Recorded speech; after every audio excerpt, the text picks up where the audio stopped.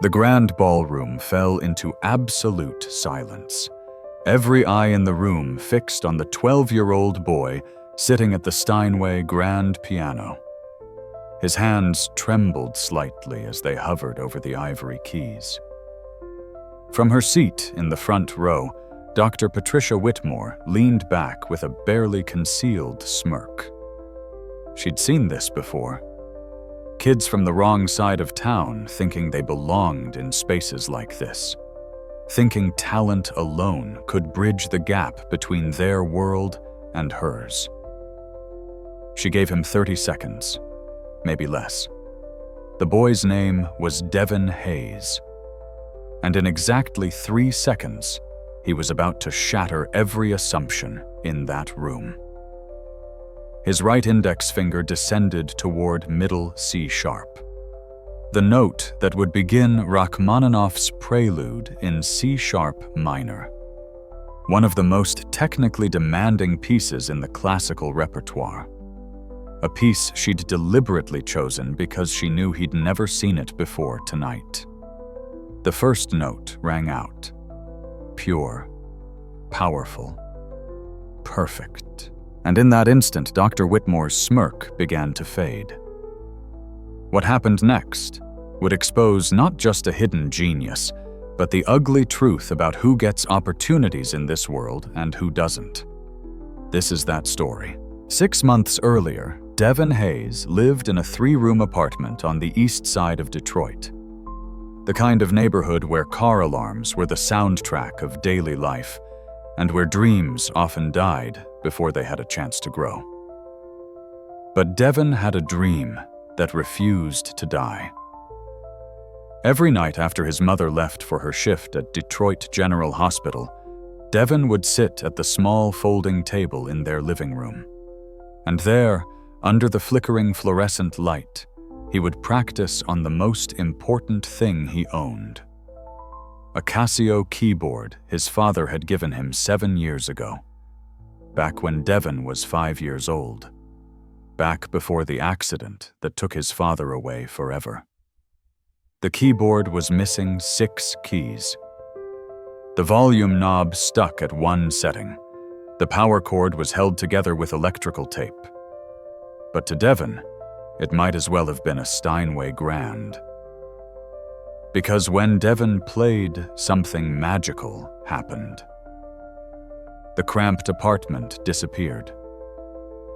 The sounds of the street faded away, and for those precious hours, there was only the music. His mother, Angela Hayes, worked 60-hour weeks as a night shift nurse. She left for the hospital at 6 p.m.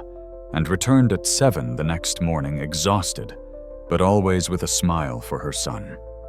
Always with encouragement for his music, even though she knew the odds. Even though she understood how the world worked. Your daddy had a gift, she'd tell Devin, and he passed it on to you. Don't you ever let anyone tell you different. Devin had never had a single piano lesson. Never sat in a classroom learning music theory. Never had a teacher correcting his finger positions or explaining proper technique. Everything he knew he'd taught himself. YouTube videos watched on a library computer. Music sheets printed for free at the community center. Hours and hours of practice on that broken keyboard, learning by trial and error, by intuition and feel. But there was something else about Devin that made his musical journey even more remarkable. Something he'd lived with since birth. Devin was completely deaf in his right ear. Most people didn't notice. He'd learned to compensate so well that even his teachers at school didn't know. He sat on the left side of every classroom, turned his head just slightly when people spoke. Developed an almost supernatural ability to read lips and body language. But when it came to music, that missing sense should have been devastating. Music is about hearing every note, every harmony, every subtle shift in tone and dynamics. How could someone deaf in one ear possibly master the piano? Devin found a way. He felt the music. The vibrations traveled through the keyboard into his fingers, up his arms, into his chest. He learned to sense the resonance of each note in his body, to feel the rhythm in his bones. What he couldn't hear with his damaged ear, he experienced through every other sense he possessed. And somehow, impossibly, it worked. By the time Devin turned 12, he could play pieces that would challenge conservatory students twice his age. Complex classical compositions, jazz improvisations, contemporary pieces. His fingers moved across the broken keys with a fluidity that seemed to defy the limitations of his instrument. But who would ever know? Who would ever hear a poor black kid from the East Side who practiced on a keyboard held together with tape? That question was about to be answered, because in September, something happened that would change everything. The Riverside Academy of Arts announced a new scholarship program. The flyer appeared on the community center bulletin board on a Tuesday afternoon. Devin saw it while waiting for the computers to become available. Riverside Academy of Arts, full scholarship competition, seeking talented young musicians from the Detroit area. All backgrounds welcome. Audition by video submission. Riverside Academy. Devin knew the name. Everyone in Detroit knew the name. It was the most prestigious arts school in the state, maybe in the entire Midwest. The kind of place where senators sent their kids, where future symphony performers and Broadway stars got their start, where the annual tuition cost more than his mother made in a year. All backgrounds welcome. Devin read that line 3 times. Could it really be true? Could a kid like him actually have a chance? His mother's reaction that evening was more cautious. She'd lived in this world longer than Devin. She'd seen promises before. All backgrounds welcome was easy to write on a flyer, much harder to mean. But when she looked at her son's face, at the hope burning in his eyes, she couldn't bring herself to discourage him. "You try, baby," she said. "You record that video and you show them what you can do." The community center let him use their old camcorder. The video quality was grainy, the lighting was bad. But the music was something else entirely. Devin performed 3 pieces: a Bach prelude, a jazz standard, and an original composition he'd written himself. Pieces that showcased not just his technical ability, but his emotional depth, his unique voice. He uploaded the video to the scholarship application portal on a Friday night. And then he waited. 2 weeks later, the email arrived. Dr. Patricia Whitmore's name appeared at the bottom of the message. She was the head mistress of Riverside Academy. Her credentials filled half a page. Degrees from Juilliard and Curtis. Performances at Carnegie Hall. Awards Devin had never heard of. His hands shook as he opened the message. "Dear Mr. Hayes, thank you for your submission to the Riverside Academy of Arts Scholarship Competition. After careful review by our selection committee, we regret to inform you that we will not be advancing your application. While we appreciate your enthusiasm, Riverside Academy maintains the highest standards of musical education. Our program is designed for students with formal training and a demonstrated foundation in classical technique. We encourage you to continue pursuing music through community programs more suited to your current level of development. We wish you the best in your future endeavors." Devin read it 3 times, then 3 more. The words felt like physical blows. Not advancing your application, students with formal training, community programs more suited to your current level. He understood what they were really saying, what they weren't putting directly into words, but was there nonetheless. "You don't belong here. You're not good enough. Go back to where you came from." His mother found him that night sitting at the keyboard, not playing, just staring at the keys. They said no. Devin told her quietly. Angela Hayes sat down beside her son. She'd received her own share of rejections in life. She knew the pain. She also knew something else. She knew that sometimes the world's no was just an invitation to prove them wrong. "Baby, did you see your video? Yes, Mama. Did you play your heart out? Yes, Mama." Then they're the ones who made a mistake, not you. But Devin couldn't shake the feeling. He'd watched his video a dozen times. He knew it was good. Better than good? He'd seen other scholarship winner videos on YouTube. His was every bit as skilled, if not more so. So why Angela decided to find out. The next morning, she called Riverside Academy, asked to speak with Dr. Whitmore, was told the headmistress was unavailable, left a message, then another, then another. Finally, on the fourth call, Dr. Whitmore herself picked up. "Ms. Hayes, I understand your disappointment," the headmistress said, her tone professionally sympathetic but firm. "But our decision is final. Devin simply doesn't have the background we require." He played 3 complex pieces. Angela pushed back. The selection committee saw that. Playing notes is one thing, understanding music is another. Riverside students come to us with years of formal instruction, private lessons, music theory, sight reading skills developed over time. Your son, I'm sure, has raw talent, but talent without proper foundation isn't enough. So you're saying he needs to already be rich enough to afford all those things before you'll give him a chance. There was a pause on the line. When Dr. Whitmore spoke again, her voice had cooled by several degrees. "Ms. Hayes, I understand you're upset, but I won't have you suggesting that Riverside standards are anything other than merit-based. We simply cannot accept students who aren't prepared for our rigorous curriculum. I'm sorry, but this conversation is over." The line went dead.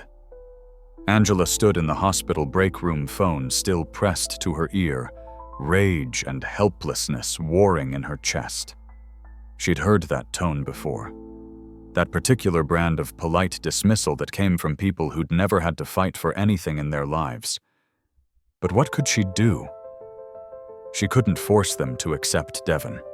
Couldn't make them see what she saw when her son played. Couldn't bridge the gap between their world and hers with determination alone. Or could she? Evan stopped playing for 3 days after his mother told him about the phone call. 3 days of silence in the apartment. 3 days of the keyboard sitting untouched on the folding table. On the 4th day, Angela came home from her shift to find Devin at the keyboard again. Not playing, just sitting there with a notebook writing something. "What are you working on, baby?" "A new piece," Devin said quietly. "I'm calling it Proof." Something in his voice made Angela pause. Something hard and determined that she'd never quite heard before. Proof of what? Proof that they're wrong. Over the next 3 months, Devin practiced like never before. 6 hours a day, 7 on weekends. He set up a practice schedule that would have challenged conservatory students. Technical exercises, difficult classical pieces, contemporary works, jazz improvisations. He found new resources online. Free masterclasses from famous pianists, music theory courses from universities, analysis videos breaking down the greatest performances in history. His mother would come home at dawn to find him still at the keyboard, exhausted but driven. She worried about him, about the obsessive intensity of his practice, about what might happen if this dream, like so many dreams, turned out to be impossible. But she also understood, because she saw herself in him. That same refusal to accept what the world said about who you were and what you deserved. Devin's hands began to show the evidence of his practice. Calluses formed on his fingertips. His wrists ached from the repetitive movements, but he pushed through. Because every time doubt crept in, he remembered Dr. Whitmore's voice. Not prepared for our rigorous curriculum. He'd show her rigorous. In November, something unexpected happened. Pastor Hendricks from the community center called Angela at the hospital. "Angela, I hope I'm not disturbing you at work." "It's fine, Pastor. What's going on?" "Well, you know that Riverside Academy? The fancy music school." Angela's stomach tightened. "I know it. They're hosting a gala fundraiser next month. Big event at the Riverside Grand Hall. All these wealthy donors coming to write checks. And they want to include some community talent in the program. Show how much they care about diversity and all that." Angela felt her jaw clench. Community talent. I know. But here's the thing. I recommended Devin. Pastor, they already rejected him once. Why would they? Because this isn't about the scholarship. This is about their image. They need to show they're inclusive. Need some kids who don't look like their usual students up on that stage. And I made it very clear that if they want to use our community center's name in their promotional materials, they need to actually include kids from our community. So they're just using him. Maybe. Probably. But Angela, it's also a stage, at a major venue, in front of hundreds of people, including music teachers, recruiters, journalists. If Devin plays the way I know he can play, it doesn't matter why they invited him. What matters is who might be listening. Angela thought about it. Thought about her son's 3 months of relentless practice. Thought about his dedication and his talent and his dream. Let me talk to Devin. That evening, Angela explained the situation to her son. Explained that Riverside was probably just using him for appearances, that Dr. Whitmore likely expected him to be mediocre at best, that this might just be another disappointment. Devin listened to all of it. Then he said 4 words. "I want to do it." Baby, you understand what this is. You understand they might just be setting you up to Mama. I don't care why they're giving me the stage. I just care that they are. This is my chance. My chance to show everyone what I can do, not on a grainy video, not in our living room, in front of real people, important people. Angela looked at her son, at the determination in his eyes, the same determination she'd seen in his father. "Okay, baby. Okay." The invitation arrived by email 2 days later. Devin was invited to perform at the Riverside Academy Annual Gala on December 15th. He would have a 10-minute slot in the evening program. He could perform one piece of his choosing. One piece, 10 minutes, to prove everything. Devin began preparing immediately. He considered dozens of options. Bach, Chopin, Debussy, Gershwin, pieces that would showcase his technical skill, pieces that would prove he could handle the complexity they claimed he lacked. But something held him back from each choice. They all felt like he was trying to impress them on their terms, playing their game by their rules. He wanted something different, something that would make a statement. 2 weeks before the gala, Dr. Whitmore's office sent another email. Not to Devin, to Pastor Hendricks, but the pastor forwarded it to Angela, and Angela showed it to Devin. The email contained the full program for the gala evening. 12 student performances. 11 were Riverside Academy students with impressive credentials listed beside their names. Awards won. Competitions placed. Schools previously attended. And then, at the end of the list, Devin Hayes, community performer. No credentials, no background, just those 2 words, community performer. But it was the attachment that made Devin's blood run cold. A suggested piece list, recommendations for what would be appropriate for the community performers. Simple pieces, beginner level, the kind of thing taught in first-year piano lessons. And then, in a separate note addressed to Pastor Hendricks, "We want to ensure all performers are set up for success. We've found that community participants often feel more comfortable with less challenging material. Devin read it twice. Then he made a decision. He wasn't going to choose from their list. He wasn't going to play it safe. He was going to perform something that would leave absolutely no doubt about his abilities. He was going to play Rachmaninoff's Prelude in C-sharp minor, one of the most technically demanding pieces in the classical piano repertoire. A piece that professional pianists spent months preparing. A piece that required not just technical precision, but deep emotional understanding. A piece that would be impossible to fake. When he told his mother his choice, she looked worried. "Baby, that's a very difficult piece." "I know, Mama. Have you played it before?" "No, Mama. Devin, the gala is in 2 weeks." "I know." Angela searched her son's face. Saw something there she recognized. The same thing she'd seen in his father right before he proposed. Right before they'd moved to Detroit with nothing but hope and determination. Right before every major decision that had defined their lives. Absolute certainty. "Then you better get practicing." The Rachmaninoff Prelude in C-sharp minor is not a piece you learn in 2 weeks. It's a piece concert pianists spend months perfecting. It requires enormous hand spans, complex chord progressions, dynamics that shift from whisper-soft to thunderously powerful, and an emotional depth that can only come from truly understanding what Rachmaninoff was trying to express. But Devin wasn't approaching it like a typical student.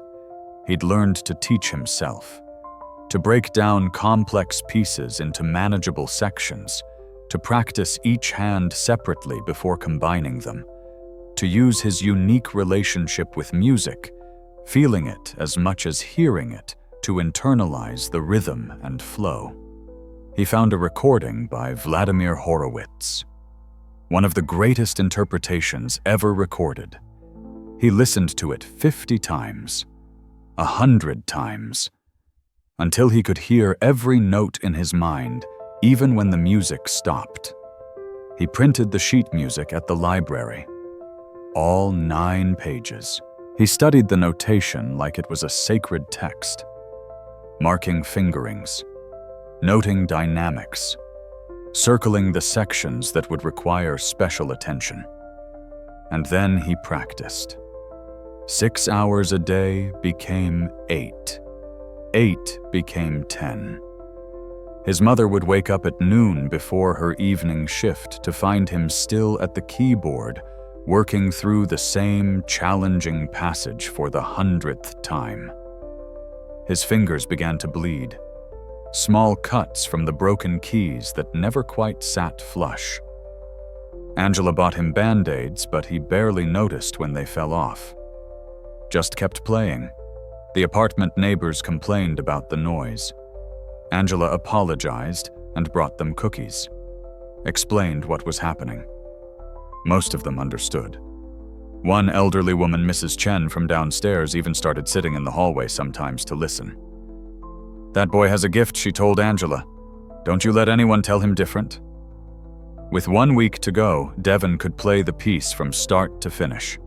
Technically correct, every note in place. But something was missing. The emotion, the soul. It sounded like he was playing notes, not music. He stayed up all night trying to figure out what was wrong, listening to Horowitz again and again, comparing his version to the master's. The notes were the same. The tempo was close. But Horowitz's performance had something Devin's didn't. A depth of feeling that transcended technique. At 4 in the morning, exhausted and frustrated, Devin put his head down on the keyboard. And in that moment of surrender, a memory surfaced. Something he hadn't thought about in years. He was 5 years old. His father was home from work, tired but happy. Devin was supposed to be asleep, but he'd crept out of bed and was sitting at the top of the stairs watching his parents in the living room below. His father was humming something. A melody Devin didn't recognize then. His mother was in his father's arms, and they were swaying slowly, dancing without music, except for that hummed melody. What is that song? His mother had asked. Rachmaninoff, his father replied. I heard it at the library today. They were playing classical music. This piece, it reminded me of home, of my grandmother, of all the things we left behind when we came here. It's beautiful. It's called the Prelude in C-sharp minor. You know what Rachmaninoff said about it? He said it haunted him. People always wanted him to play it, but he said it was like a bell tolling, like a memory that wouldn't let him go. Young Devin had listened from the stairs, not understanding the words, but understanding the feeling. The weight of something beautiful and sad at the same time. Now, 7 years later, sitting at his broken keyboard at 4 a.m, Devin finally understood. This piece wasn't about technical perfection. It was about loss, about memory, about the things we carry with us that we can never put down. It was about his father, and suddenly Devin knew exactly how to play it. 3 days before the gala, Riverside Academy sent a car to pick up Devin for a venue orientation. It was the first time Devin had been to the Riverside campus. The main building looked like something from a European postcard. Gothic architecture, manicured lawns, students walking between classes with instrument cases that probably cost more than his mother's car. The driver led Devin to the main office. Dr. Whitmore was waiting. She was in her late 50s, impeccably dressed, with the kind of posture that suggested she'd never slouched in her life. Her smile was professional, distant. Mr. Hayes. Welcome to Riverside. Thank you, ma'am. I wanted to meet with you before the gala, to ensure you understand the evening's expectations. She gestured to a chair. Devin sat. The gala is an important fundraising event for our school. Many prominent people will be in attendance. Donors who support our mission, community leaders, members of the press. I understand. Good. Now, Pastor Hendricks mentioned you'd be performing. Have you selected a piece? Yes, ma'am. Rachmaninoff's Prelude in C-sharp minor. Dr. Whitmore's expression didn't change, but something flickered in her eyes. Surprise. And if Devin wasn't mistaken, a touch of concern. That's quite an ambitious choice. I can handle it. Mr. Hayes, I appreciate your confidence. But that piece is extremely challenging. Even our advanced students would think twice before performing it in front of an audience.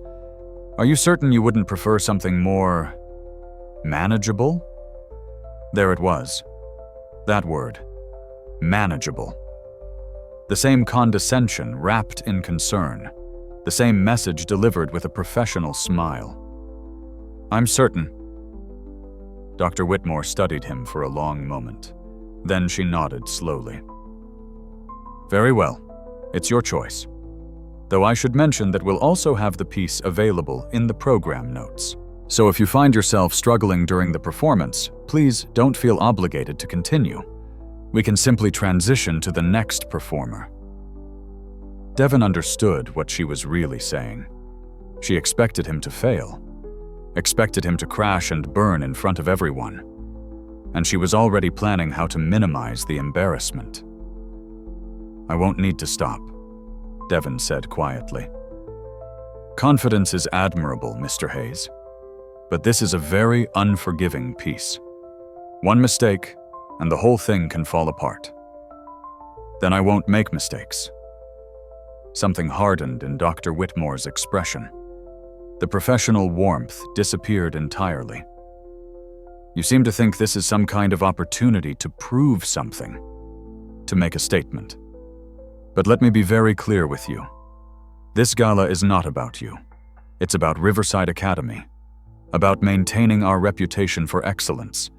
If you cannot handle the piece you've chosen, you will embarrass yourself and reflect poorly on everyone who recommended you. Devin met her eyes. didn't look away. I can handle it. Dr. Whitmore stood. The meeting was over. We'll see. The gala is this Saturday at 7 p.m. Please arrive by 6 for final preparations. Dress code is formal. I trust you have appropriate attire. She'd noticed his worn shoes, his jacket from the thrift store. Of course she had. I'll be ready, Devin said. As he left the office, he passed a group of Riverside students in the hallway. They looked at him curiously. One of them, a blonde girl about his age carrying a violin case, gave him a small smile. Hey, you performing at the gala? Yeah. Cool, I'm Emma. What are you playing Rachmaninoff? Prelude in C-sharp minor. Emma's eyes widened. Seriously, that's intense. Are you a student here? Numbered community performer? Oh. Emma's smile faltered slightly.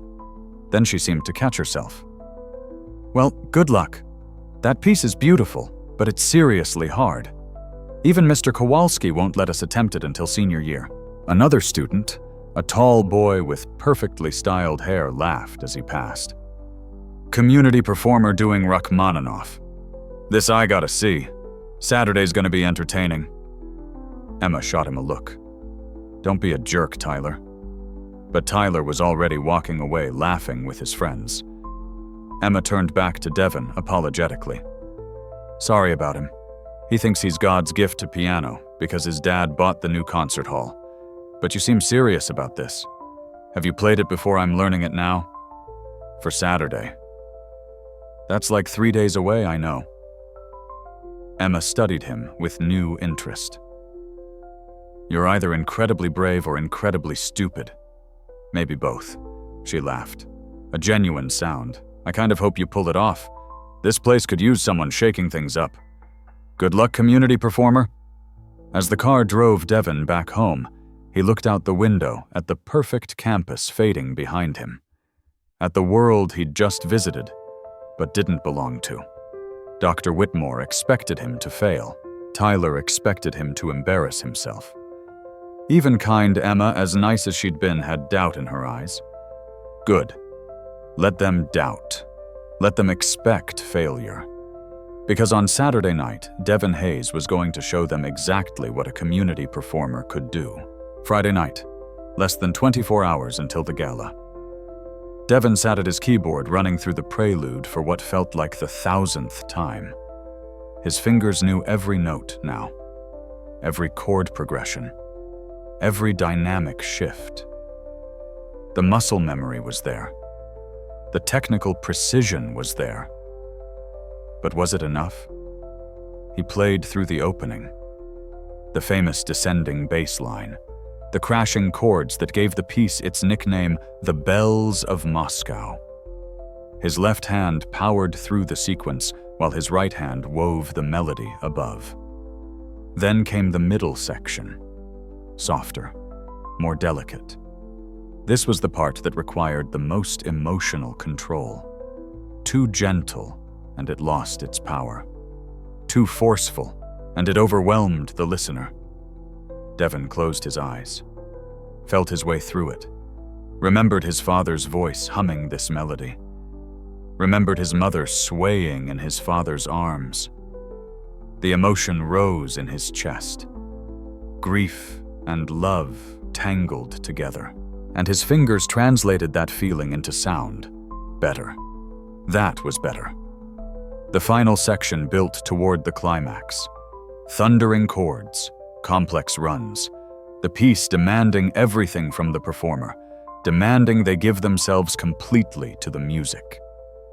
Devin drove toward the ending, fingers flying, heart pounding, and then the final chord, massive, resonant, echoing in the small apartment.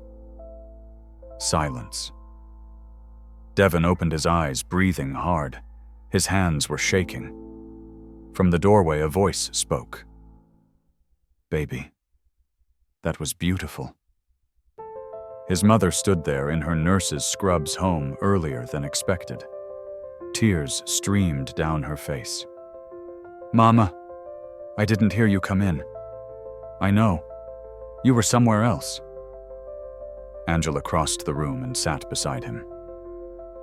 "That's how your daddy used to play, like he was talking to God. You think I can do this? I know you can do this. But Devin, I need you to understand something. No matter what happens tomorrow, no matter how those people react, you've already proven everything that matters. You've proven it to me. You've proven it to yourself. Don't let them make you feel like their approval is what defines you. But Mama, if I mess up, then you mess up. And you hold your head high anyway. Because you're Devin Hayes. You're my son. And you're your father's son. And that means something. That means everything." Devin leaned against his mother. Let himself be 12 years old for a moment instead of someone carrying the weight of proving himself to a world that had already judged him. "I miss Daddy. I know, baby. Me too. But he's gonna be with you tomorrow, right there on that stage. You know how because you're playing his song. The one he used to hum when he held you as a baby. The one that reminded him of home. You're carrying him with you. And that's more powerful than anything Dr. Whitmore or anyone else can throw at you." They sat together in silence for a long time. Outside, Detroit hummed its nighttime rhythm.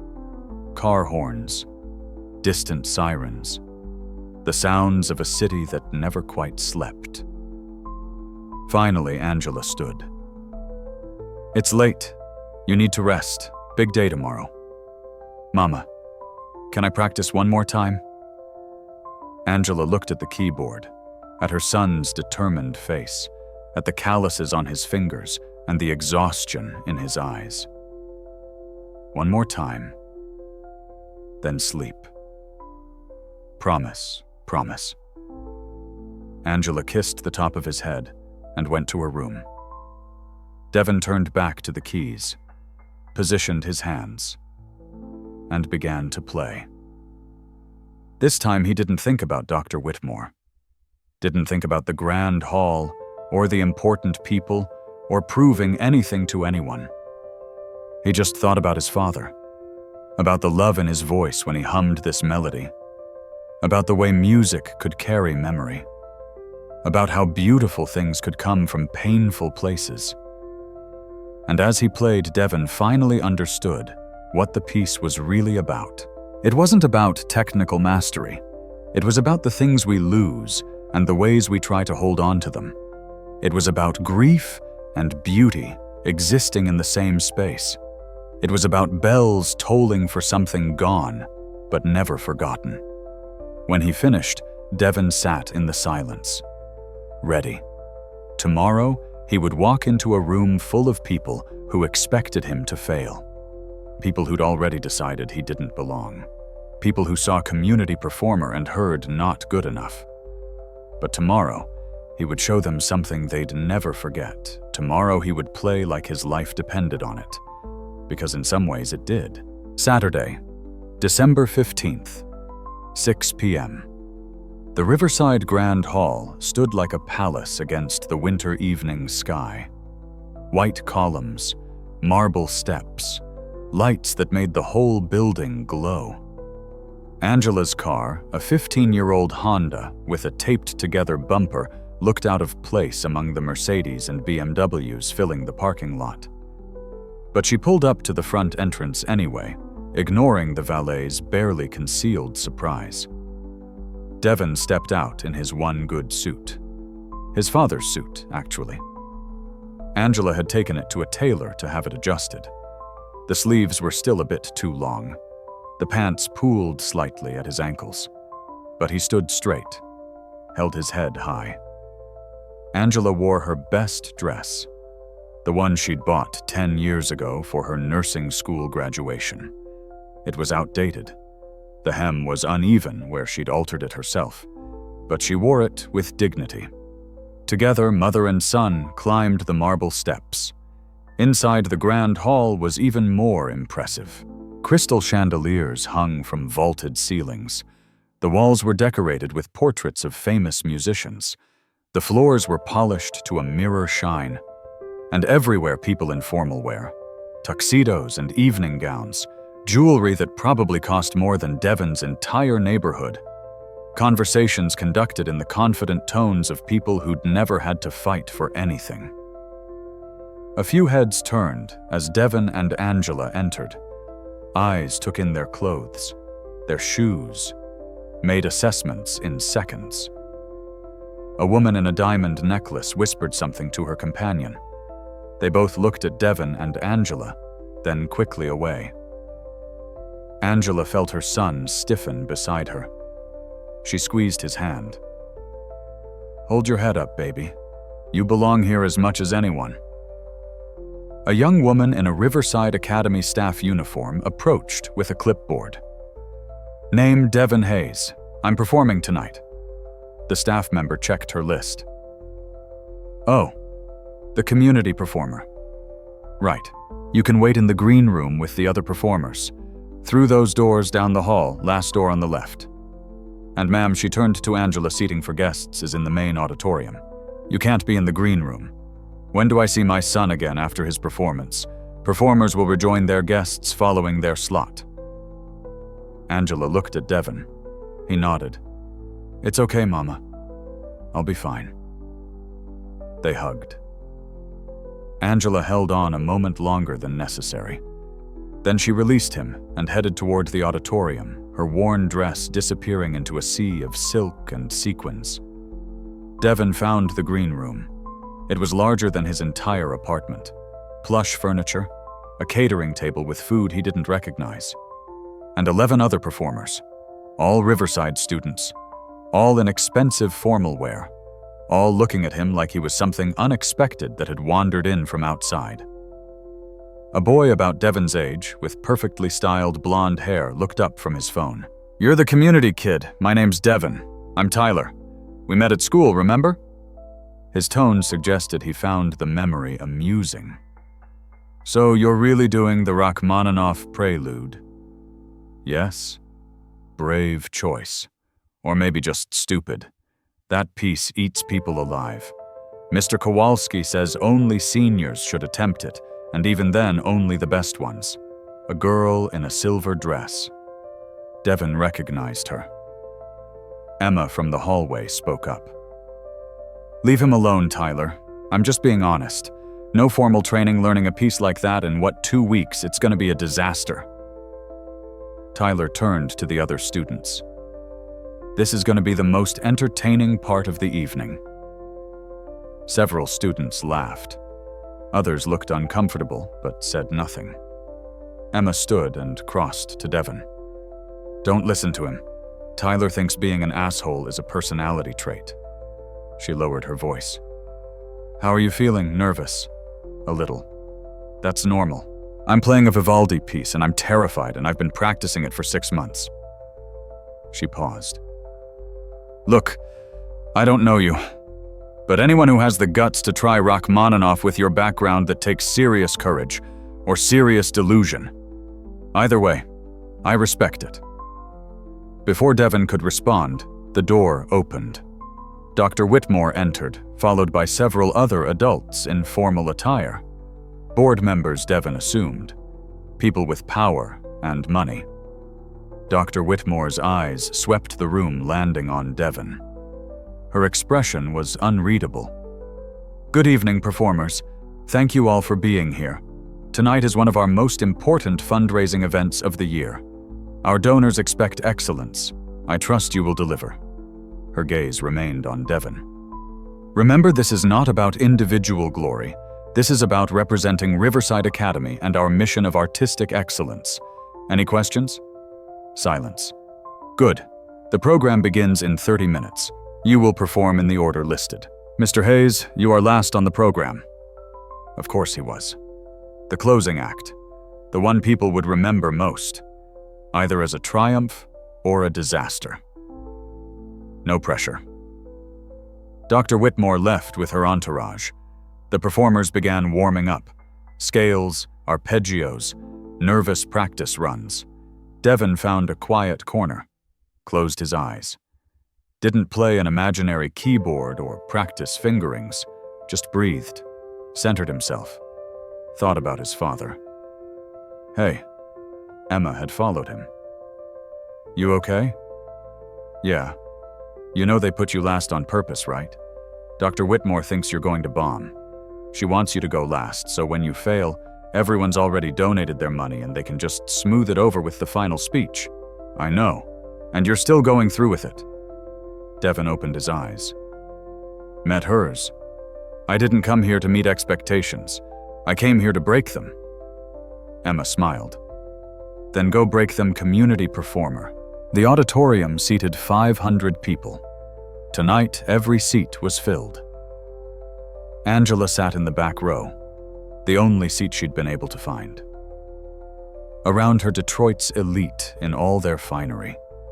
Wealthy parents proud of their talented children. Donors calculating tax deductions. Society members who attended these events because it was what society members did. The lights dimmed. A spotlight illuminated the Steinway grand piano on stage. Dr. Whitmore approached the microphone. Good evening, and welcome to Riverside Academy's annual Winter Gala. Tonight you will witness the extraordinary talent we cultivate here at Riverside. Students who represent the highest standards of musical education. Future performers who will grace the world's greatest stages. Applause. Enthusiastic. These parents had paid enormous sums for their children to be here. They wanted validation for that investment. We have a wonderful program this evening. 11 of our finest students, and one special community performer representing our commitment to outreach and inclusion. Angela's jaw clenched. Outreach and inclusion, such pretty words for we need to look good for the donors. Let us begin. The first performer was a girl named Victoria, 15 years old. She played a Chopin nocturne, technically flawless, perfect hand position, every note precise, and completely without emotion, like listening to a very advanced computer program that had learned to play piano, but hadn't learned what music meant. Polite applause. Victoria bowed. Exited. The second performer played Mozart, the third played Bach, the fourth played Debussy. All of them good. All of them technically proficient. All of them delivering exactly what they'd been trained to deliver.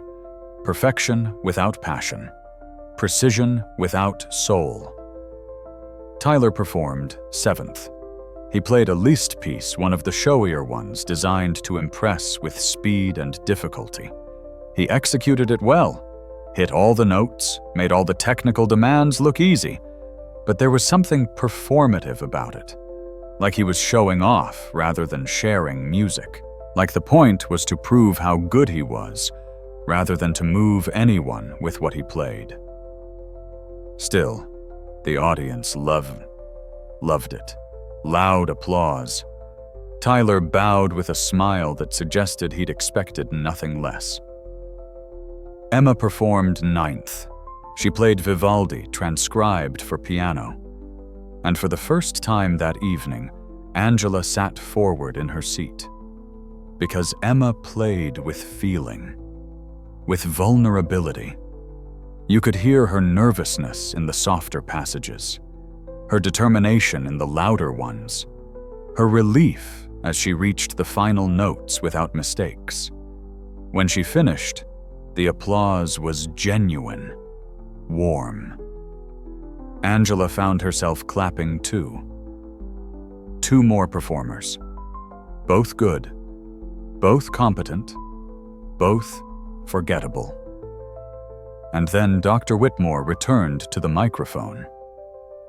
And now for our final performance of the evening. As I mentioned earlier, Riverside Academy believes in extending opportunities to talented young people from all backgrounds. Tonight, we are pleased to present Devin Hayes, a community performer from East Detroit. Devin will be performing Rachmaninoff's Prelude in C-sharp minor. The emphasis on community performer was slight, but unmistakable. A reminder to everyone in the audience that this was charity. This was them being generous. This was not a Riverside student. Devin has no formal musical training, Dr. Whitmore continued, He taught himself to play on a donated keyboard. We believe in recognizing raw talent even when it lacks the refinement our students receive. Please welcome Devin Hayes. Angela felt rage building in her chest. Every word Dr. Whitmore spoke was designed to lower expectations, to make Devin's inevitable failure seem understandable, to protect Riverside's reputation by making it clear this wasn't really their responsibility. But then she saw her son. Devin walked onto that stage with his head held high, in his father's too large suit, with his worn shoes and his calloused fingers and his beautiful, determined face. And Angela felt her rage transform into something else. Pride. Pure, overwhelming pride. The audience's applause was polite, curious. Some people whispered to their neighbors. A few looked genuinely interested. Most looked skeptical. In the third row, a distinguished older gentleman leaned toward his daughter. Rachmaninoff Prelude. That's ambitious for a self-taught kid. His daughter Emma's mother whispered back. I met him backstage. He seemed sweet, but in way over his head. Tyler sat with his parents in the fifth row. He leaned toward his father. This is going to be hilarious. His father smirked. Poor kid. Someone should have talked him out of this. In the back row, Angela gripped the armrests of her seat, whispered a prayer. Be with him. Please be with him. Devin reached the piano, adjusted the bench, sat down, looked out at the sea of faces, and found his mother in the back row. She mouthed two words. I believe. Devin nodded, turned to the keyboard. The auditorium fell completely silent. Dr. Whitmore, standing in the wings, allowed herself a small, satisfied smile. This would be over in minutes. The boy would struggle through a few measures, realize he was in over his head, and stop. She would graciously applaud his effort. Remind everyone that raw talent wasn't the same as proper training. And they would move on to the closing remarks and donation drive. Devin's hands hovered over the keys. In the audience, people shifted, waited. Several looked at their watches. And then Devin played the first note. Middle C sharp. A single note. Simple. Pure. Clear. But the way Devin played it, the power he put behind it, the resonance he drew from that piano, it was like a bell tolling. Announcing something. Declaring something. The audience stopped shifting. Because that one note was perfect. Not just technically perfect. Emotionally perfect. The exact right amount of weight. The exact right duration. The exact right tone. In the third row, the distinguished gentleman sat up straighter. He recognized something in that single note, the mark of someone who understood music, not just how to play it. In the wings, Dr. Whitmore's smile faltered, and then Devin's left hand crashed down on the keyboard. The opening bass line, deep, powerful, driving. The famous sequence that gave the piece its nickname. The Bells of Moscow. Devin's right hand joined with the melody. And suddenly, impossibly, the auditorium was filled with music.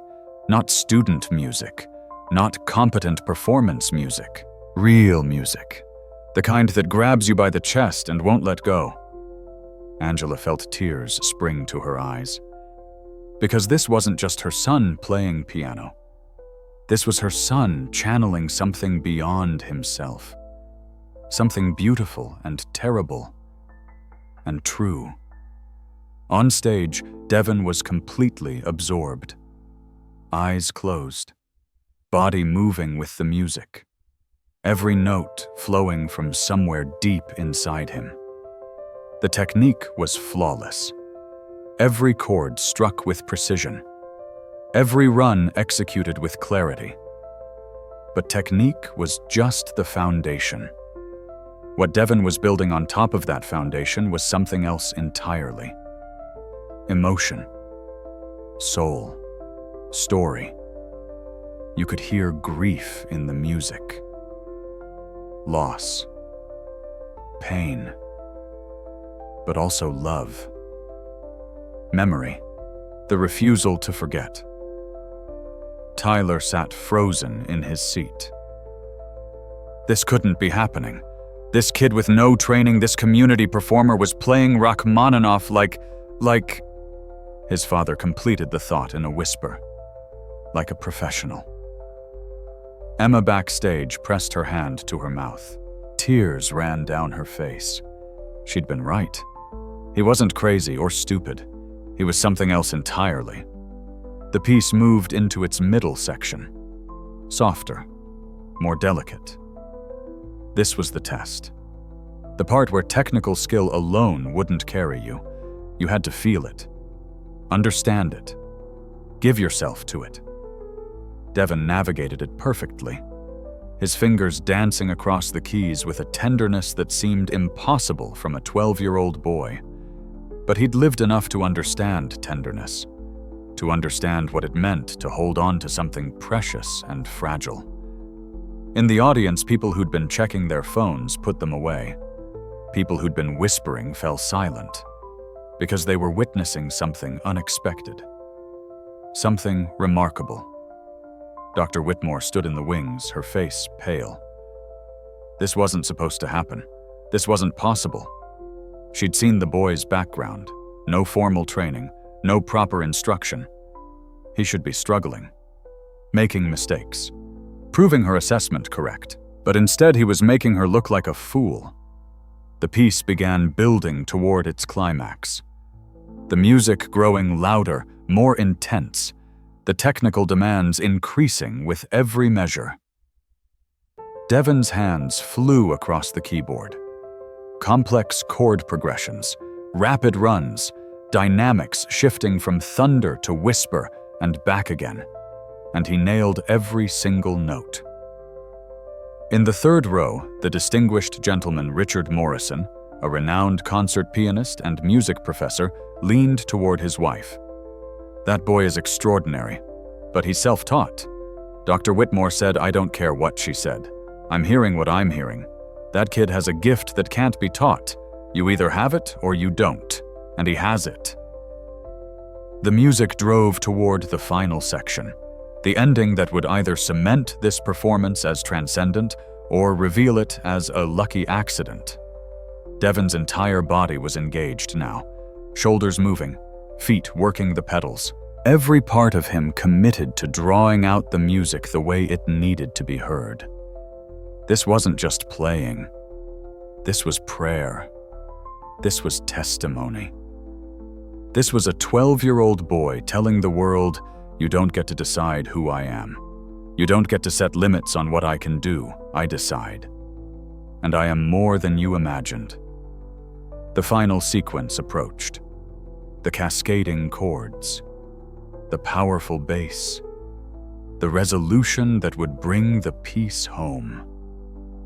Angela gripped her armrests so hard her knuckles turned white. "Come on, baby. Bring it home." And Devin did. The final chord crashed through the auditorium. Massive, resonant, perfect. Devin's hands lifted from the keys. The sound faded. Silence. Complete, absolute silence.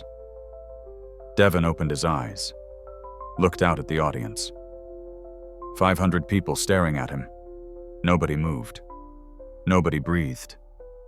And then from the third row, Richard Morrison stood up. Richard Morrison didn't just stand. He began to applaud. Loud. Enthusiastic.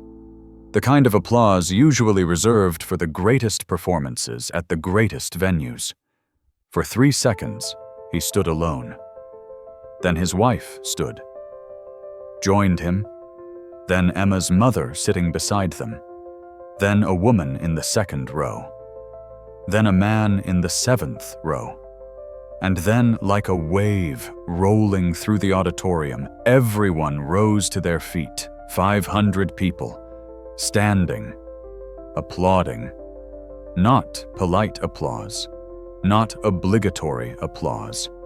Thunderous, genuine, overwhelming applause. People weren't just clapping, they were cheering, whistling, shouting.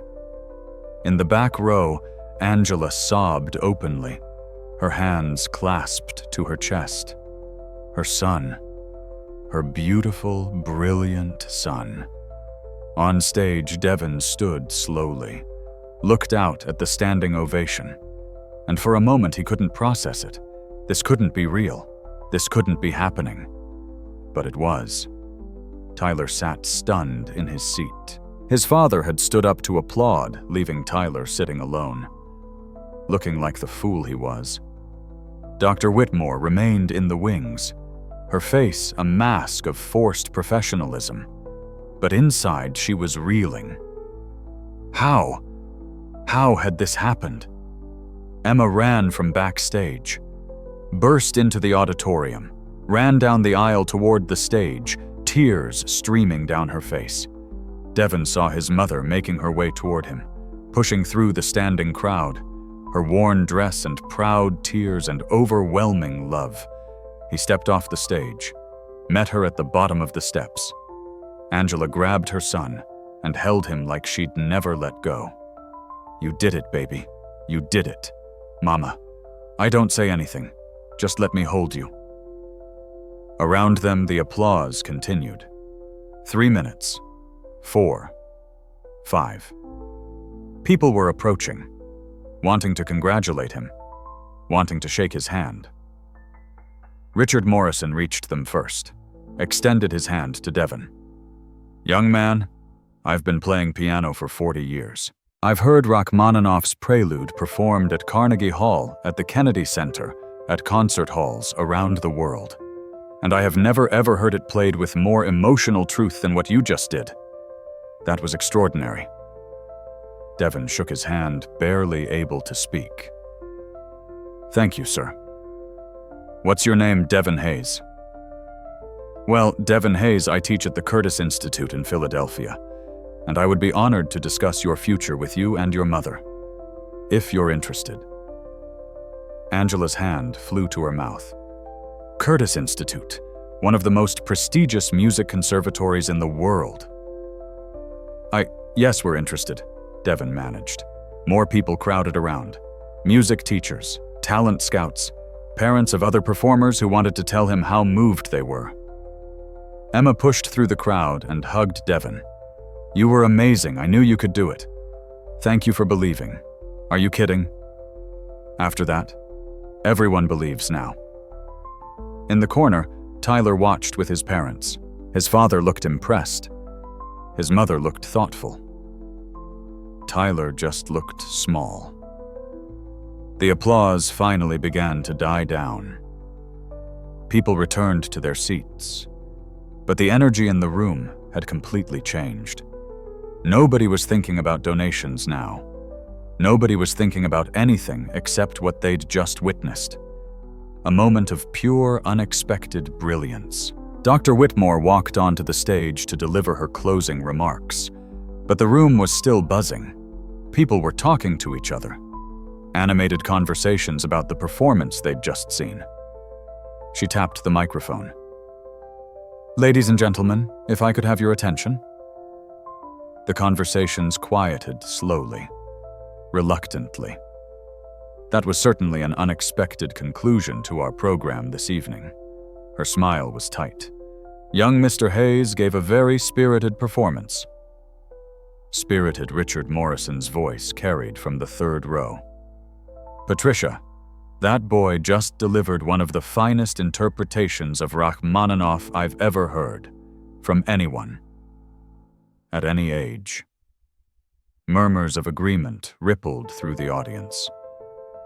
Dr. Whitmore's smile froze. "Of course, Richard. I simply meant that his approach was quite raw. Untrained. He has natural talent, clearly, but imagine what he could do with proper instruction. He doesn't need instruction. Morrison stood again. He needs opportunity. He needs resources. He needs people to get out of his way and let him develop naturally. What he doesn't need is to be condescended to. The audience fell silent. This was getting uncomfortable. Dr. Whitmore's face flushed. I'm not sure what you're implying, Richard. I'm not implying anything. I'm stating facts. That boy applied for your scholarship program. I happen to know because his pastor is a friend of mine. And you rejected him. More murmurs. People turning to look at Devin, still standing near the stage with his mother. Our scholarship program has very specific criteria, which he met and exceeded. What he didn't meet was your unspoken requirement that students come from the right backgrounds, the right zip codes, the right families. That's an outrageous accusation, is it? Then explain to me how a child who can play Rachmaninoff like that doesn't qualify for your program. Explain it to all of us. Dr. Whitmore looked around the auditorium, saw board members frowning, saw parents looking at her with new skepticism, saw her carefully constructed authority beginning to crack. The selection process is rigorous and fair. We can't accept every applicant, no matter how talented. But you can parade him out as your community performer. Use him to make yourselves look inclusive while making sure everyone knows he's not really one of you. That's what that introduction was about, wasn't it? Setting him up to fail so you could prove your point. A woman in the second row stood. Devin recognized her Emma's mother. Richard is right. That introduction was humiliating and deliberate. Another parent stood, then another. The murmurs were growing louder, angrier. Dr. Whitmore's composure was crumbling. I think we're getting off track. The purpose of this evening is to raise funds for...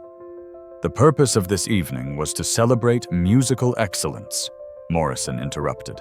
And the only true excellence we witnessed came from the one performer you tried to diminish.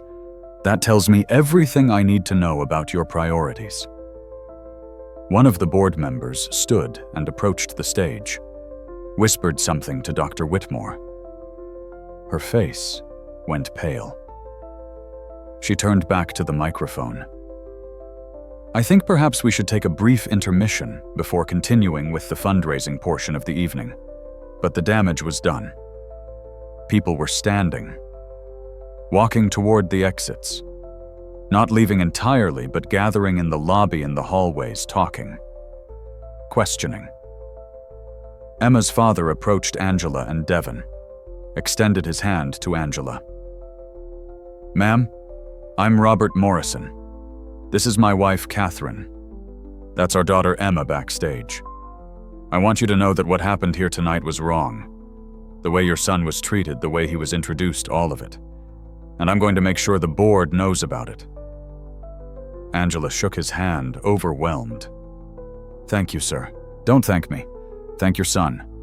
He's the one who showed everyone in this room what real talent looks like, what real courage looks like.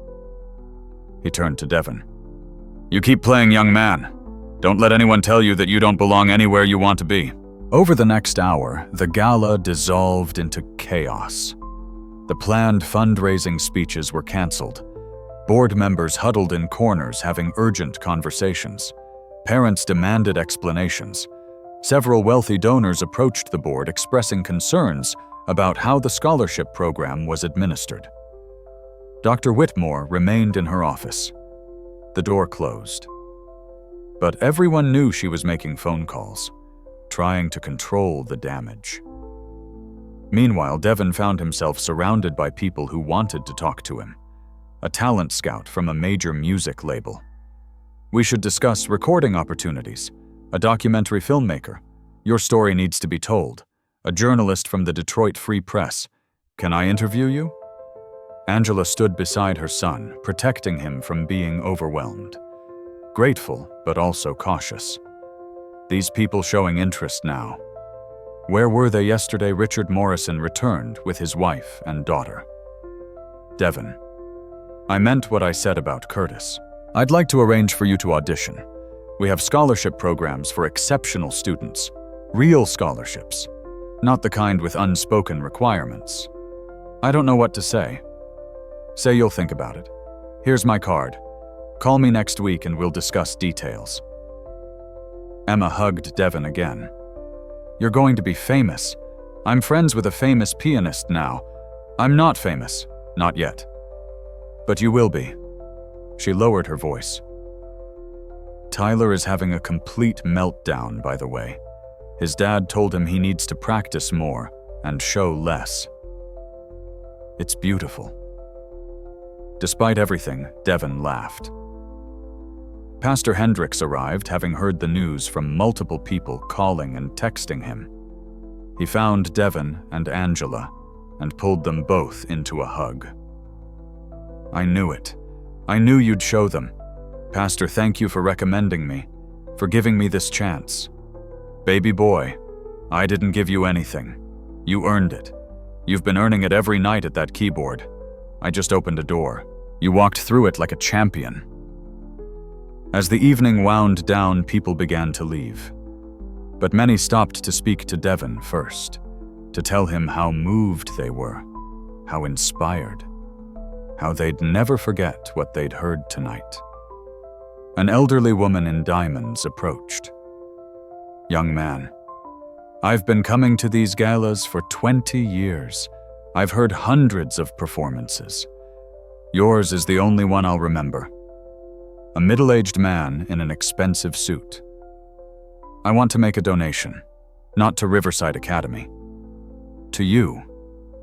To help with your training, your education, whatever you need. A young woman who looked like a college student. I gave up piano 5 years ago because I thought I wasn't good enough. After hearing you tonight, I'm starting again. Devin listened to each person, thanked each one. But inside, he was still processing, still trying to understand how his life had changed in the span of 10 minutes. Finally, around 11 p.m., the hall began to empty. Angela and Devin walked toward the exit. In the lobby, they passed Dr. Whitmore.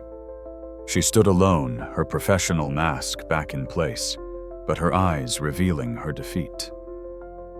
She looked at Devin. For a moment, it seemed like she might say something. Apologize. Acknowledge what she'd done wrong.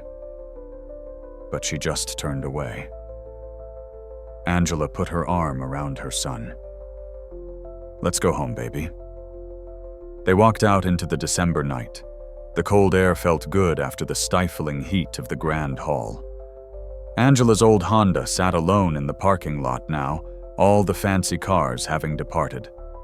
As they drove home through the Detroit streets, Devin looked out the window, thought about everything that had happened, everything that would happen next. Mama. Yes, baby. Did Daddy know that I could do this? Angela's eyes filled with tears. He knew. He always knew. That's why he gave you that keyboard. That's why he played you music from the time you were born. He knew you had something special. I wish he could have been there tonight. He was there, Devin. In every note you played. In every moment. He was there. They drove in silence for a while. Then Devin spoke again. Mama, what happens now? Now Angela smiled through her tears. Now the world finds out what I've always known, that my son is extraordinary. On Monday morning, the Riverside Academy Board of Trustees held an emergency meeting. The gala had raised less money than any event in the past decade. Several major donors had left without making their pledged contributions. 3 had called the board directly to express concerns about the scholarship program's fairness. And the Detroit Free Press had published an article titled "Classical Music's Gatekeepers: The Story of Devin Hayes." The article detailed Devin's rejection from Riverside, included quotes from Pastor Hendricks about the phone call, where Dr. Whitmore dismissed Angela's concerns. Featured interviews with other families from underserved communities who'd had similar experiences trying to access Riverside's programs, and it included a link to video of Devin's performance that someone had recorded on their phone. The video had gone viral overnight. 2 million views and climbing. Comments from musicians around the world praising his talent and condemning Riverside's rejection. The board had no choice. They launched a formal investigation into the scholarship selection process. What they found was damning. Over the past 5 years, only 3 students from low-income backgrounds had been accepted into Riverside's scholarship program. All 3 had been students with perfect test scores, multiple awards, and connections to wealthy benefactors who vouched for them. Meanwhile, dozens of talented students from poor neighborhoods had been rejected. Not because they lacked talent, but because they didn't fit Riverside's unspoken profile, didn't have the right background, didn't come with built-in donors and connections. The investigation also revealed emails, internal communications where Dr. Whitmore and other administrators discussed scholarship applicants in revealing terms, talented but rough around the edges, not Riverside material, might struggle to fit in culturally. Code words, dog whistles, ways of saying what they couldn't say directly. By Wednesday, Dr. Whitmore had been placed on administrative leave. By Friday, 3 other administrators had resigned. And by the following Monday, the board announced a complete overhaul of the scholarship program. New criteria, new review processes, new commitments to diversity and inclusion that actually meant something. But Devin barely noticed, because by then his life had become a whirlwind. The video of Devin's performance didn't just go viral, it exploded. 5 million views by Tuesday, 10 million by Wednesday. By the end of the week, it had been viewed over 20 million times. Major news outlets picked up the story.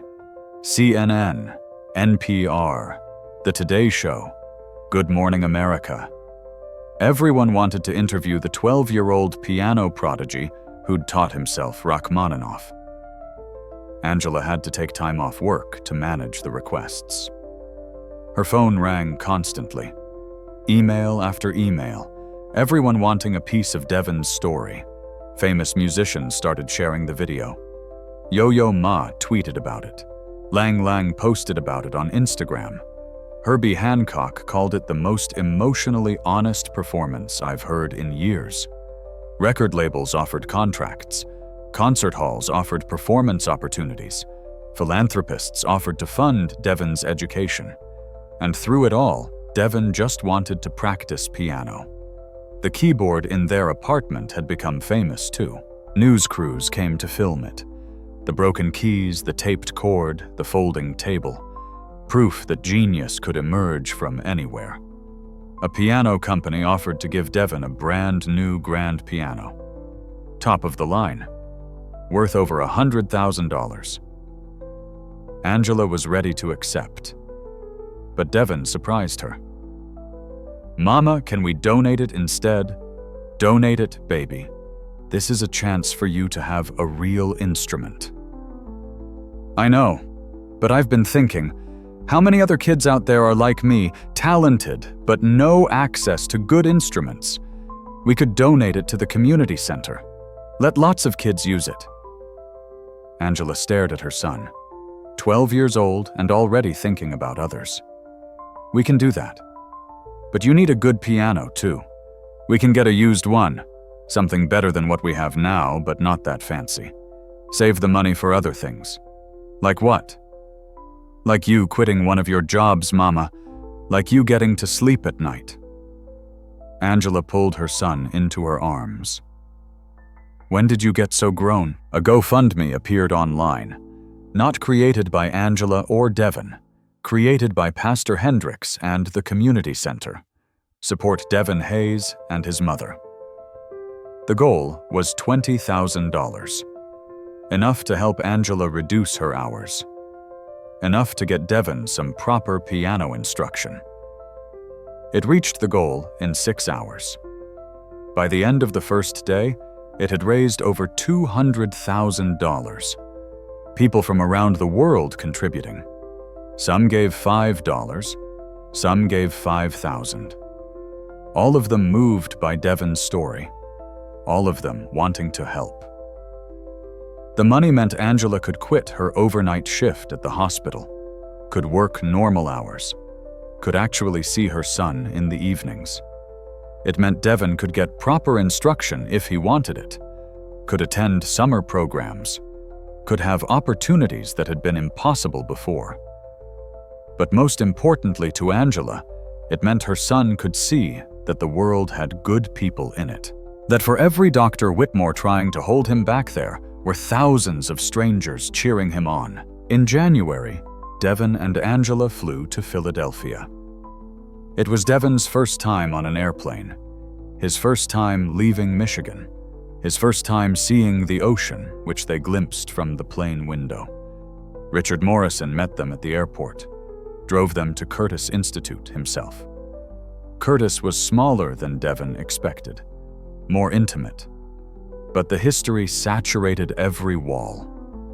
This was where Leonard Bernstein had studied, where Samuel Barber had composed, where some of the greatest musicians in American history had learned their craft. And it was free. Full scholarship for every admitted student. The only requirement was extraordinary talent. Morrison led them to the audition hall, a beautiful space with perfect acoustics and a gorgeous Steinway grand. "Whenever you're ready," Morrison said. Devin sat at the piano, looked at his mother in the audience. She smiled, mouthed the words she'd mouthed at the gala. "I believe." Devin didn't play Rachmaninoff this time. He played his original composition, the one he'd written after being rejected from Riverside, the one called Proof. It was 7 minutes long. A journey from darkness to light, from doubt to determination, from isolation to connection. It showcased his technical skills, his emotional range, his unique voice as a composer. When he finished, the 3 faculty members present sat in silence. Then Morrison spoke. "Devin, would you mind waiting outside for a few minutes?" Devin and Angela stepped into the hallway. "You think they liked it?" Devin whispered. "Baby, I think they loved it." 5 minutes later, Morrison opened the door. His face was serious. "Devin, we've made a decision." Devin's heart pounded. "We would like to offer you admission to Curtis Institute's pre-college program, full scholarship. You would come to Philadelphia for intensive study during summers and some weekends during the school year. And when you're ready for college, if you maintain your progress, we'd like to offer you admission to our undergraduate program as well." Angela gasped. Curtis Institute's acceptance rate was under 5%. They took fewer than 20 students per year from thousands of applicants worldwide.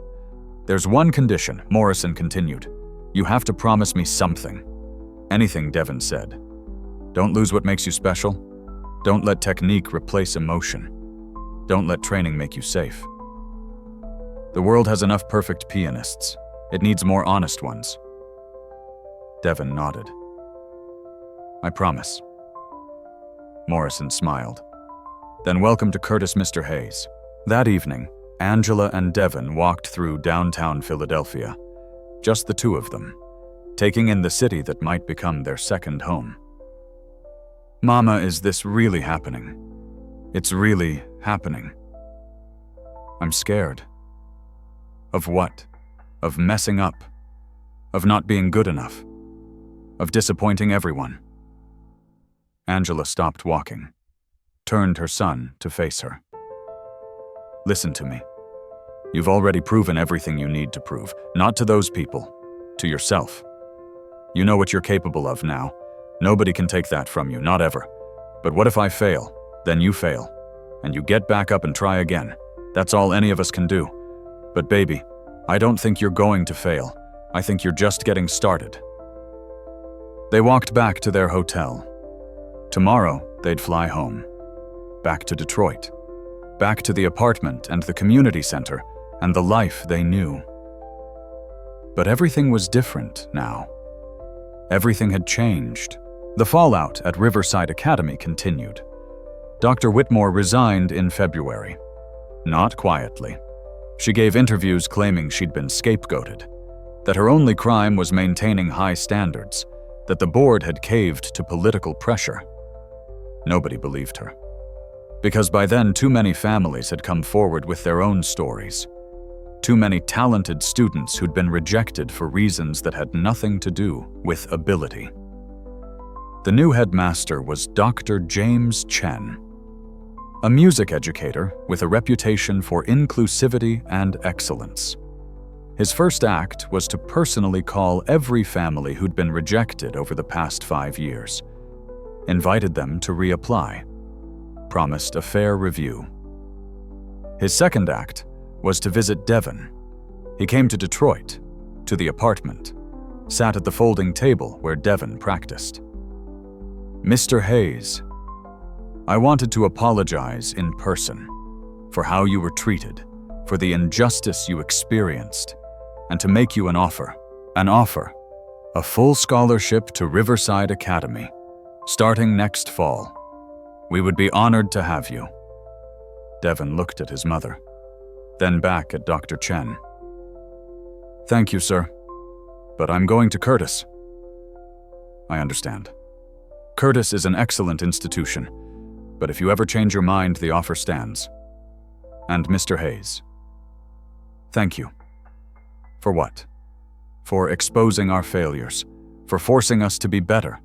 You didn't just prove your talent that night, you proved that our system was broken, and because of you, we're fixing it." After Dr. Chen left, Angela asked Devin, "Any regrets turning down Riverside?" "No, Mama. They rejected me when I needed them. I don't want to go somewhere I had to force them to accept me. I want to go somewhere that chose me. Curtis chose you. Curtis chose me." But Devin didn't cut ties with Riverside completely, because Emma had become a real friend. They texted regularly. She told him about the changes at Riverside, about the new students from diverse backgrounds, about how different the culture felt. Tyler actually had to audition for placement, she wrote. His dad's money didn't automatically put him in advanced class anymore. He's so pissed. Devin smiled, reading that. Emma also told him about the scholarship program's transformation. "We have 3 new students from your old neighborhood starting next fall. One of them plays violin like you play piano. It's amazing. The butterfly effect of one performance, one moment of courage, rippling outward in ways Devin was still discovering." In April, Devin received an invitation that took his breath away. Carnegie Hall, Youth Showcase. Would he like to perform? This was different from Curtis. This was one of the most famous concert halls in the world. A stage where legends had played, where history had been made. And they wanted him. The showcase was scheduled for May. Devin would have 6 months to prepare. He could perform any piece he wanted. He chose something new this time. Not Rachmaninoff. He'd proven his point with Rachmaninoff. This time he wanted to share something else. He composed a new piece, called it Angela's Song, named for his mother. It was different from Proof, softer in places, more contemplative. It told the story of a single mother working 2 jobs, sacrificing everything, believing in her son when no one else did. It told the story of love. Devin worked on it for months, refining, adjusting, getting help from Morrison and other Curtis faculty, learning composition theory while trusting his instincts. By the time May arrived, it was ready. Carnegie Hall on a Saturday afternoon. The youth showcase drew a crowd of music enthusiasts, educators, parents of young performers, and curious people who'd heard about the kid who'd gone viral. Backstage, Devin wasn't as nervous as he'd been at Riverside. Maybe because he'd already proven himself. Maybe because this time he wasn't trying to prove anything. He was just sharing something beautiful. His mother sat in the 5th row, front and center, her best dress, her proudest smile. Beside her sat Pastor Hendricks, and Emma and her family, and Mrs. Chen from downstairs, and nurses from Angela's hospital who'd pooled money to buy tickets, his people, his community. When Devin walked onto the Carnegie Hall stage, the applause was warm, genuine. These people knew his story. They were rooting for him. He sat at the Steinway, adjusted the bench, looked out at the audience, and began to play. Angela's song opened softly, a gentle melody that spoke of morning, of waking up tired but pushing forward anyway, of love that persists through exhaustion. The middle section grew more complex, representing struggle, the weight of responsibility, the moments of doubt. But then it resolved into something beautiful, a theme that suggested hope, persistence, the belief that tomorrow might be better. And it ended quietly, peacefully, like a mother watching her child sleep, grateful for what is and hopeful for what will be. When Devin played the final note, there was a moment of silence, then applause. But different from the standing ovation at Riverside, this was reverent, thoughtful. The audience had been moved by something intimate and true. Devin stood, bowed, looked directly at his mother. Angela was crying, but smiling, radiating pride and love. After the performance, people lined up to congratulate him. But the moment that mattered most was when his mother hugged him backstage. That was beautiful, baby. Thank you for naming it after me. Everything I do is because of you, Mama. No, everything you do is because of you. I just loved you. You did the rest. December, 1 year after the Riverside Gala.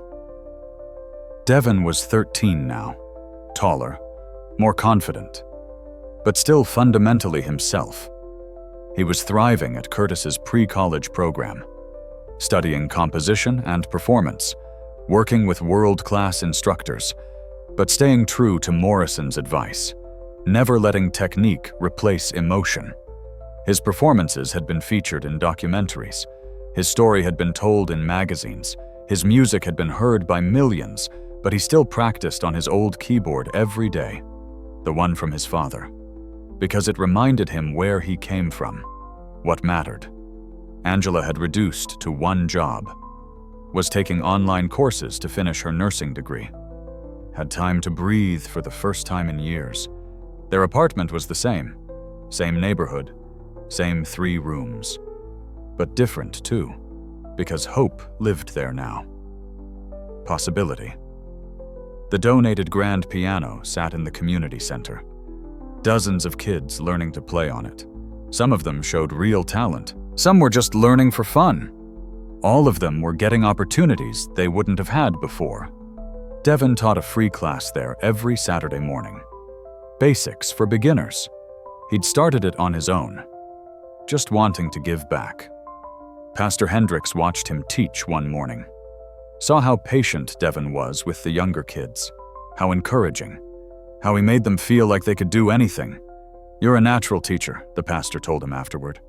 "I just remember what it felt like, being hungry to learn but having no one to teach me. If I can help even one kid avoid that, it's worth it." Riverside Academy invited Devin to attend their 1-year anniversary gala, a celebration of the scholarship program's transformation. He almost said no, too many painful memories, but Emma convinced him. "You should come. See what's changed. See what you started." So he went, with his mother, and with his head held high. The gala was different this year. More diverse performers, students from backgrounds like Devin's, talent recognized regardless of zip code. Dr. Chen welcomed Devin personally, introduced him to the new scholarship recipients. These students are here because of you, because you showed us what we were missing. One of the new students, a 10-year-old violinist named Jasmine from Devin's old neighborhood, grabbed his hand. "You're my hero. I saw your video like 100 times." Devin smiled. "Keep practicing. You're going to be amazing." During the performances, Devin sat in the audience, watched students play with skill and passion, saw the diversity on stage that should have always been there. And for the first time, he felt something other than anger toward Riverside. He felt hope. Because institutions could change. People could learn. Progress was possible. After the gala, Tyler approached him. Awkward. Uncertain. "Hey, Devin. Hey, Tyler. I wanted to say something. I was a real jerk to you last year. What I said, how I treated you, it was wrong. I'm sorry." Devin could have been cold, could have rejected the apology, would have been justified. But he extended his hand. "We're good." Tyler shook it, relieved. "You're really talented, man. Like scary talented." "Thanks. You're pretty good too. Not like you. Different. Not worse. Just different." Tyler nodded, walked away. Maybe he'd learned something. Maybe he hadn't. But Devin had given him the chance. That night, back in their apartment, Devin sat at his keyboard. Not playing, just thinking. His mother joined him, sat on the couch nearby. "What are you thinking about, baby?" "Everything. How different things are now. How fast it all happened. You have any regrets? No. But sometimes I wonder what would have happened if they'd just accepted me in the first place. If Dr. Whitmore had said yes instead of no. What do you think would have happened? I probably would have been a decent student, would have learned a lot. But I don't think I would have pushed myself the way I did. Don't think I would have composed my own pieces. Don't think I would have found my voice. So you're saying the rejection was good. I'm saying it made me who I am. Made me fight for what I wanted. Made me prove it to myself, not just to them." Angela smiled. "Your daddy would be so proud of you. You think he knows wherever he is? I think he knows. And I think he's been with you every step of the way, in that keyboard he gave you, in the music he shared with you, in the love he left behind." Devin turned to his mother. "Mama, I want to do something." "What's that?" "I want to start a foundation. Use some of the GoFundMe money. Help other kids like me. Kids with talent but no resources. We could provide instruments. Pay for lessons. Help with applications. Everything I needed but couldn't get." Angela felt tears spring to her eyes. Her 13-year-old son thinking about others. Planning for the future. Building something meaningful. I think that's a beautiful idea. We could call it the Michael Hayes Foundation. After Daddy. He would love that. They sat together in comfortable silence, mother and son, planning, dreaming, grateful. Outside Detroit hummed its nighttime song, the same sounds as always. But they sounded different now, hopeful, full of possibility. Because Devin Hayes had proven something important, something that echoed far beyond one performance at one gala. He'd proven that talent exists everywhere, that genius can emerge from anywhere, that the only thing separating someone from their dreams is opportunity. And he'd proven that one person, one performance, one moment of courage can change everything. Today, Devin Hayes is 14 years old. He's studying at Curtis Institute. He's performed at concert halls across the country. His compositions have been played by orchestras. His story has inspired millions. But if you ask him what he's most proud of, he won't talk about performances or accolades. He'll tell you about the Michael Hayes Foundation, about the 100 kids they've helped in the first year, about the instruments they've provided, about the scholarships they've funded. He'll tell you about Jasmine, the 10-year-old violinist from Riverside who just won her first competition.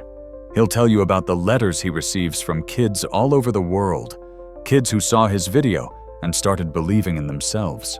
He'll tell you about his mother, about how she's back in school, about how they have dinner together every night now, about how she smiles more. And if you listen carefully, you might hear what he's really saying. That success isn't about proving other people wrong. It's about proving yourself right. That talent without opportunity is a tragedy. But talent with even a sliver of opportunity can change the world. That sometimes the people who reject you are doing you a favor, because they force you to become stronger than you ever thought possible. Devin still practices every day on his father's keyboard, still teaches at the community center every Saturday, still remembers where he came from and who helped him along the way. Because that first note he played at the Riverside Gala wasn't just the beginning of a performance. It was the beginning of a movement. A reminder that genius looks like everyone, sounds like everyone, comes from everywhere, and all it needs is a chance. If this story moved you, if it made you think about the talented young people in your own community who just need an opportunity, share it. Talk about it. And maybe, just maybe, be the person who opens a door for someone else. Because we all have the power to be someone's Richard Morrison, someone's Pastor Hendricks, someone's Angela Hayes. The power to believe, to support, to give a chance. Use it.